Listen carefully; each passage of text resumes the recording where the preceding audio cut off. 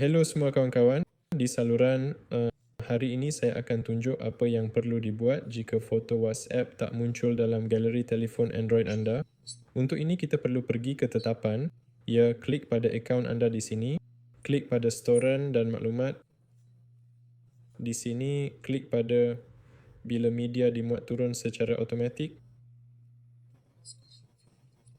Klik dan seperti yang anda lihat, anda perlu tandakan kotak foto dan video di sini dan klik butang OK.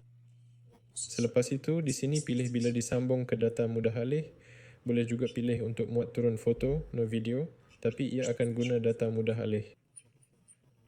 Sini. Dan bila disambung ke Wi-Fi untuk muat turun semua. Selepas itu, anda boleh jumpa ia dalam galeri. Juga, di sini ada pengurusan storan dan di sini akan ada pengurusan storan. Sini. Dan semua foto yang anda muat turun akan berada di sini. Dengan anda, selamat tinggal semua.